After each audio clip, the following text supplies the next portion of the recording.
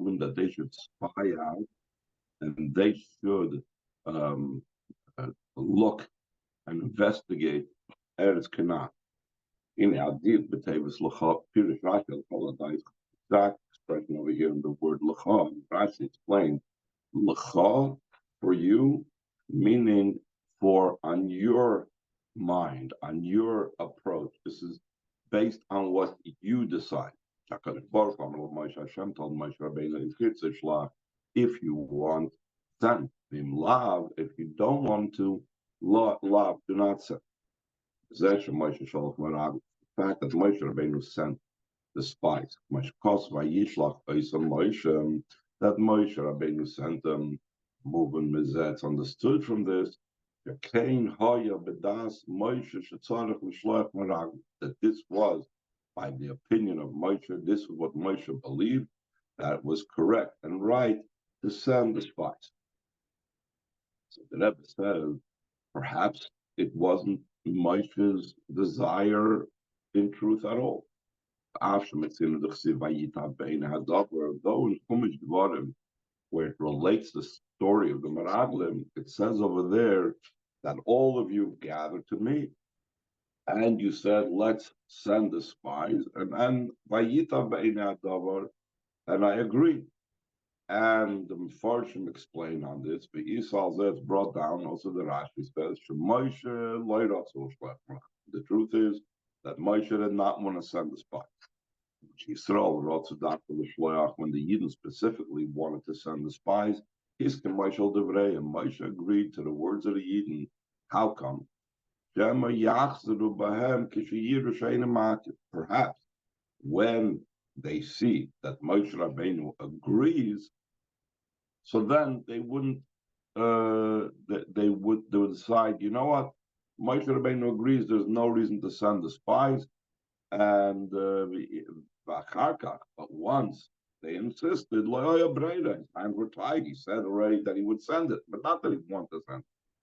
It is how much like it's brought down the muscle for this, that if a person is selling an object to another person, and the buyer indicates that they want to further inspect it, etc. So if the seller says, sure, go right ahead, so then the buyer might not inspect it at all, because they say if the buyer is if the seller is so confident, why is there a need for me to inspect it further? The same thing, Moshe Rabbeinu believed that if he would agree to the Yidden's request by Eretz Yisrael, so then they would not push the issue further and they wouldn't insist on it anymore. But since they still wanted to do it, therefore Moshe Rabbeinu's hands were tied, and that's why he sent. So the Rebbe says, in other words, the Rebbe is countering what he said before. Perhaps that Moshe Rabbeinu sent it without having a choice. So why do we say it was Moshe's choice? Shlach l'chala daitcha. He says, Mikol Makim, the Rebbe goes on to explain, still in all, even since Hashem told Moshe, Shlach l'chala daitcha, send for you. This is on your decision. If you do want to send the Meraglim, so then send. And if you don't want to not send, at a move on, it's understood. If it was not at all in Moshe Rabbeinu's mind and understanding to send the spies, so then it's impossible for him to send it. He wouldn't have sent. In Cain, it's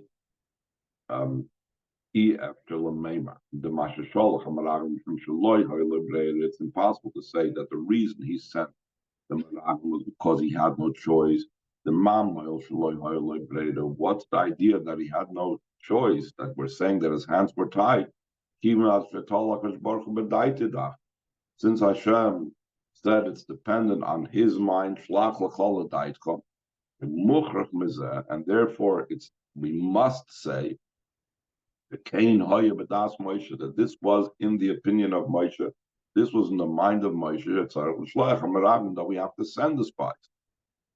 So the whole discussion over here leads us to the conclusion that when Moshe Rabbeinu sent the spies, it was by his choosing.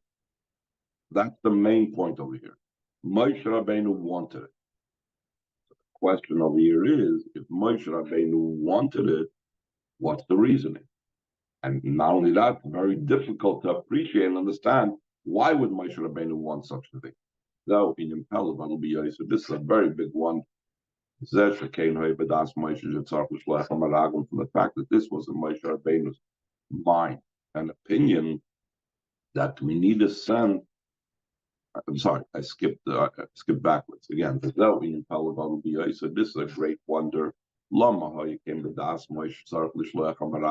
was this in Moshe Rabbeinu's opinion? Why was this in Moshe Rabbeinu's mind? That's correct to send the spies. It's brought down the pasuk until your nation crosses over. We say this in Az Yashir, until they cross over this nation that you acquire. So the Gemara, even though in the simple sense this is just poetic language talking about crossing of the Yam Suf and so on, here we're talking about, according to this Maimer Chazal, Beis Avoris Hem Beis Habiyos. Twice that it says in the pasuk, Ad Yavram to Kanisa, it's referring to two arrivals in Eretz Yisrael. Bir is trying to the first arrival, Bir near the second arrival. When are these two arrivals? Abiyah the Yeshua, Abiyah the Ezra, the arrival of Yeshua and the arrival of Ezra, meaning when the Eden first arrived in Eretz Yisrael, the first time around after Moshe Rabbeinu passed away, Yeshua led them in on the 10th of Nisan 2488, or the second arrival when after the Eden were given permission to rebuild the Beis Hamikdash in Eretz Yisrael after Golus Babel, the end of the 70 years. So Ezra led in Klal Yisrael into Eretz Yisrael. That was the second arrival. And that's hinted in Ad Yaver. Isa Sham, and it's brought down in Gemara Brachas, when it contrasts the two arrivals, the arrivals of Yeshua and the arrival of Ezra. That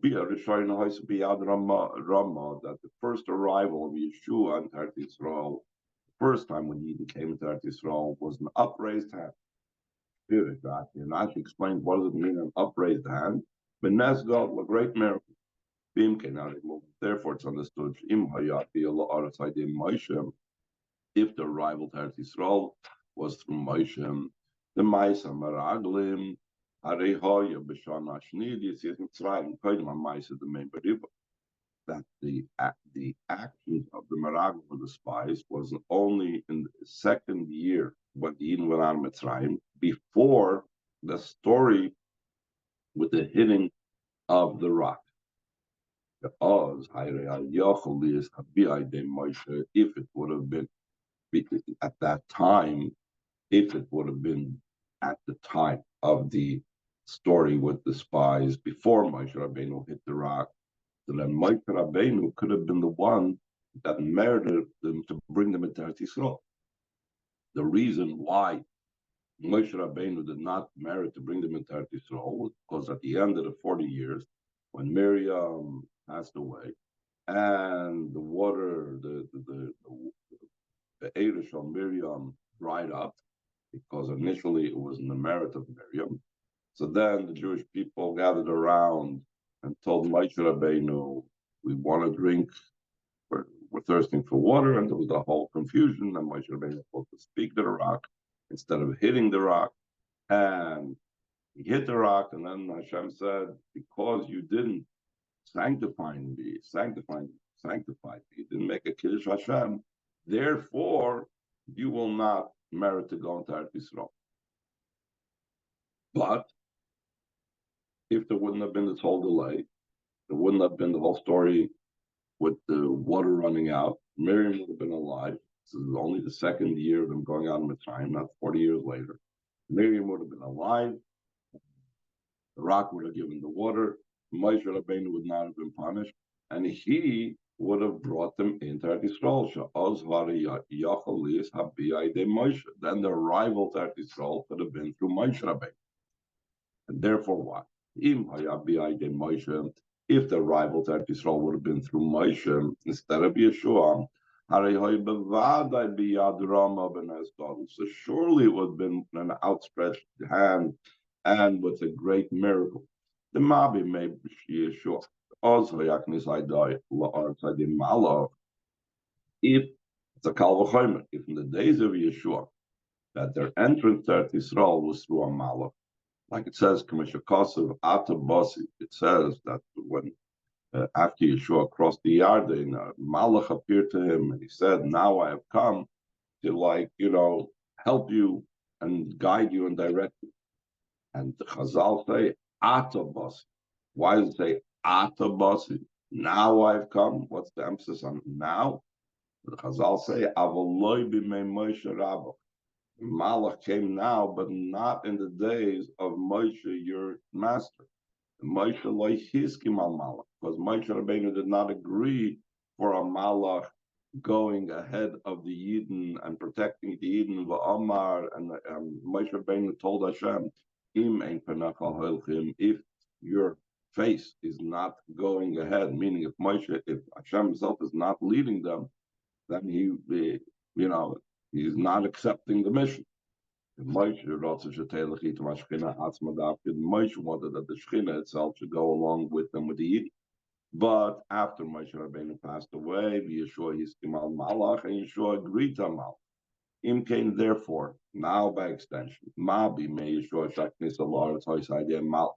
If in the times when they entered at Israel through Yeshua, and even though it was only a Malach, it was what a great miracle and outstretched arm, outstretched hand, in Kenari movement Kolshkins, it's understood by a Kal V'chomer. If their entrance at Israel through Moshe, it would have been surely through a miracle. So now getting back to our original question, if it would have been a miraculous entry to Eretz Yisrael through Moshe,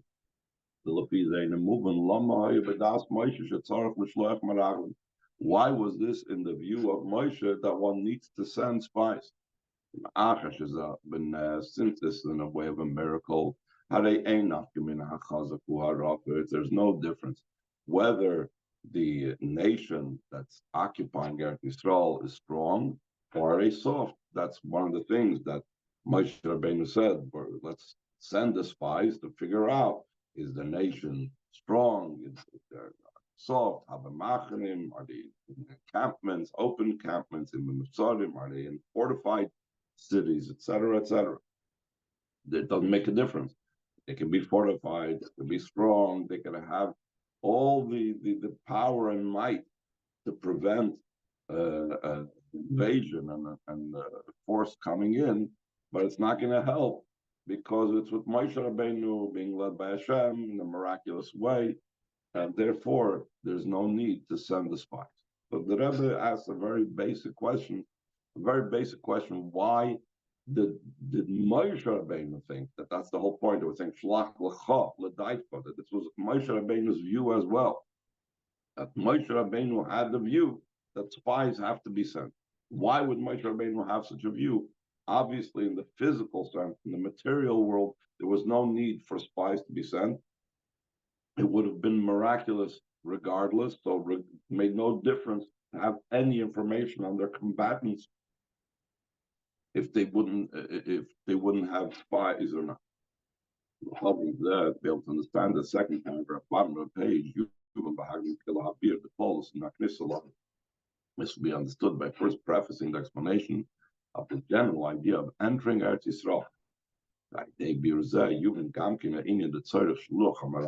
Through this will also be understood the reason and for the need of sending the spies.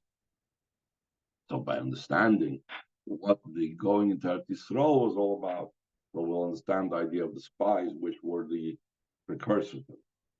In a conscious, the high idea so long stop top of the next page 75. What was unique? What was accomplished through entering Eretz Yisrael specifically? The Midbar, while the Yidden were in the wilderness, though the Yidden ran their life according to Torah, they were given the Torah when they were in the wilderness. They were given the Torah within weeks of them coming out of Mitzrayim. And the truth is, they were even given mitzvahs prior to that, and Mara and so on. So, being in the wilderness, they also had the Torah. But the performance of mitzvahs, that was an issue in the wilderness. Kalmak still in all in the Kima mitzvahs b'chlal, the general idea of fulfillment of mitzvahs, or mitzvahs ma'asis b'frat, and specifically those mitzvahs entailing action, loy hoya oz, was not in existence then in the wilderness in the Midbar.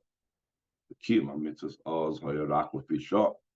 The fulfillment of mitzvahs they had then were mitzvahs that were not all-time mitzvahs. These were temporary mitzvahs that had to do with the wilderness. For example, there were mitzvahs concerning the man.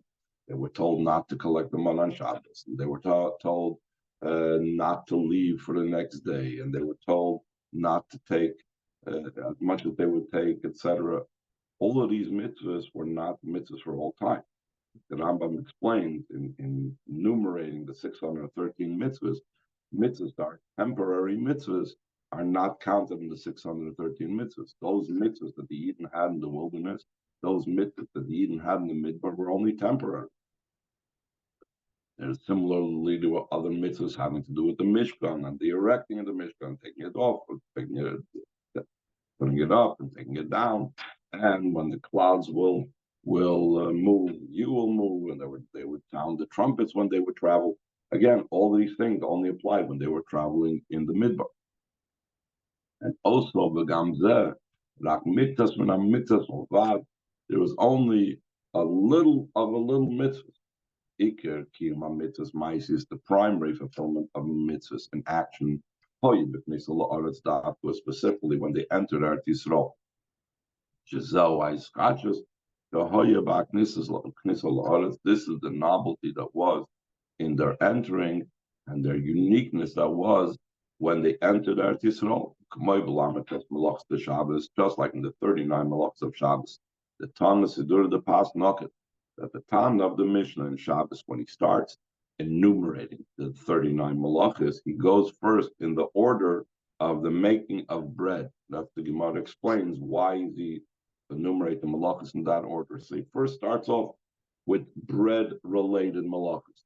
The first thing is HaKodesh. First thing is the malacha of plowing. That's the first step that you need to do till you finally reach the bread. That's Lazareyan, the one that sows, is the next thing that the Mishnah says. So those malachas, the malachas of Shabbos, the Isra malacha on Shabbos, would not apply in the wilderness. In the wilderness, how they call in the Shakla Midbar, all this does not apply in the wilderness. Because it was bread from heaven. And when they entered Eretz Yisrael, that's when it came about, the idea of fulfilling mitzvahs in action specifically. Second paragraph on second page. To be able to understand what the advantage is. Fulfilling mitzvahs in action that came about when they entered Eretz Yisrael, specifically Isabel for the Torah, brought down the Torah. Avoidance of tzaddikim nechlekes lebeis sugim. The avoid of tzaddikim is divided into two categories: tzaddikim b'chein leviyasim, tzaddikim b'chein shoyr habor. Tzaddikim that are on the level of leviyasim.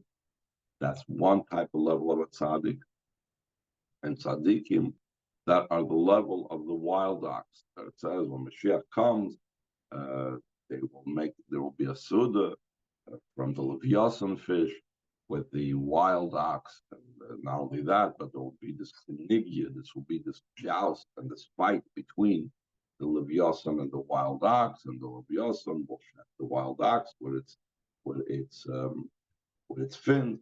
A whole story about that. But These are actually indicative of very high levels. And these are two levels of tzaddik. Tzaddik that resembles the level of whatever Leviathan is, like some explained that tzaddik, that's a level of straight up. Leviathan, whom Allah not Pamela light. Leviathan is from the same expression, a word that says, now my husband will escort me, will be with me. Meaning, Levia is from the word Hainu is Chabras. It's the idea of joining. What does that mean in the avoid of tzaddikim? In tzaddikim, shemichins leviyasan, those tzaddikim are on the level of leviyasan. Avodasam hu liyachid liyichudim. Their avoida is to make unions above. In other words, that in the spheres above, we bring down extra energy, extra juice, if you will, through the mating of the different spheres, through unions above. And every mitzvah causes this joining of different spiritual unions. So, levoya, the word joining, that their job of these tzaddikim is to make these unions. The whole idea of mitzvahs is it accomplishes these matings and unions of the different spheres. In the avodah, their avodah is in a spiritual world. The avodah of these tzaddikim are primarily, it's not about what they are accomplishing and transforming in the physical, it's about doing things in the spiritual realm. It explains, Pasha to Dag, in the simple sense, what is a Leviathan? It's a type of water creature, a fish, Nuniyama, fish of the sea. Neshamas, the Alma de Iskasia, fish of the sea, is the idea of those neshamas that are from the world of concealment, that they are not separate from their root and their source. Just like a fish lives in its life source, it lives in the sea, and can't be separated from it. So to these tzaddikim that are called Nunayama, they are neshamas of Alma de Iskasia. They're always like in a state where they are surrounded by and embedded in their life source. Therefore, Shavidosam Hiberuchni is their service as well as something that's not outside of their life force, but it's within the spiritual realm. Hiberuchni, it was in spiritual, Hiberuchni, the spiritual realms, to make these spiritual unions above the Isa Buka de Torah, Shamas brought down to the Torah. This was so. The avodah of Reb Shimon ben Yochai when he was in the cave, hiding from the Romans. That then the Rashbi did not have the objects and items that he needed to be able to fulfill the physical mitzvahs. Via onus, and he was, it was against his will. It wasn't by choice. It's as a nefashis because it was a danger to his life. The onus of Patre, that because it was not of his will, not by his choice, the Torah Hashem releases him from the obligation of fulfilling those mitzvahs. Yet, despite the fact that he didn't have the physical, let's say, tefillin, a mezuzah, etc.,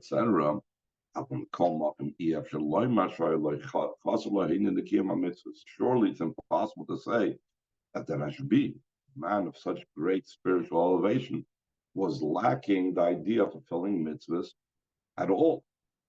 But rather, surely the Rashbi fulfilled these mitzvahs in the spiritual. And that's what the Alter Rebbe says, and we'll put it Torah. I'm not Tzemach Tzedek, and the Tzemach Tzedek, who has all these different notes that are incorporated into the text of the Maamorim in Likutei Torah. He writes over there in a note, in a similar vein, was also by the Baal Shem Tov. Not that the Baal Shem Tov didn't have the physical mitzvahs. The Baal Shem Tov was not hiding in a cave. He had physical mitzvahs. But his mitzvahs was primarily, even though he did it with the physical, primarily about being miyachid yichudim, about making these spiritual unions above. called avoid the. So this type of avoid of tzaddik, whether or not they are actually engaged in the world and physically doing their mitzvahs or not, what is their primary focus? They are like the fish of the sea. They are on the level of lavoya, escorting and connecting with Hashem. They're about making the unions and the escorting and the lavoya and the chabras of the different spheres above. Avalin in but the idea of the wild ox. It's like it says in the Pasuk that there are many harvests in the power of the ox to avoid the kiyama mitzvahs begashmis. That's to avoid of fulfilling mitzvahs in the physical is a naila yoiser. This is higher than just the avoid of being miyachad yichudim, of making the unions above in the higher realms. Similar to where it says, says not on bread alone does a person live, but he lives only by what it comes out from the mouth of Hashem, meaning the Dvar Hashem that's embedded in the food. There's the spark of godliness that's embedded in the food called Moitze Piavai, that's what comes out of Hashem's mouth, what Hashem spoke the bread into existence, and that's embedded in the bread, and that's what gives the Adam Chayis. It's not the bread itself, but the godly spark that's in the bread. That's known the question about this idea that man needs to have the godly spark that's in the bread. Why does a person need specific for what Hashem inserted his godly spark and he spoke the bread into existence? Seemingly, he himself also has that godly spark. Just like the bread, it says over there, which includes also the wheat from which the bread is made, and in that wheat there is the Dvar Havai. But in the person there's also a Dvar Havai. It says, Nas Nas Adam Hashem said, let us make a person in our form. So therefore, there is the Dvar Havai in the person. If there's the Moitze Pi Havai in the person, why does he need the Moitze Pi Havai, the Dvar Havai, the spark of Hashem that's in the bread? So the explanation for this is, the answer for this is, that Dvar Hashem, that spark of godliness that's embedded in the food that the person is eating, is higher than that Moitze Pi Havai that's in the person himself. Therefore,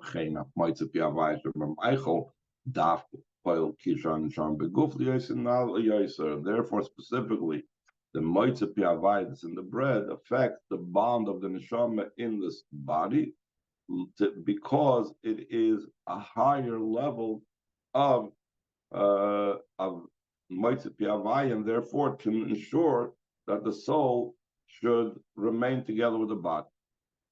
So the fact that the Dvar Havai that's in the bread is much lower, and it's found in a lower creation, it's in Tzimeach, it's in vegetation, not in a human being, which is a level of Medaber 2 steps higher than this. Moving the very fact that it comes so low, it's understood. In truth, it's much higher. Who can come down much lower? Only specifically that which is much higher. Whatever is the highest, that has the capability to come down the lowest.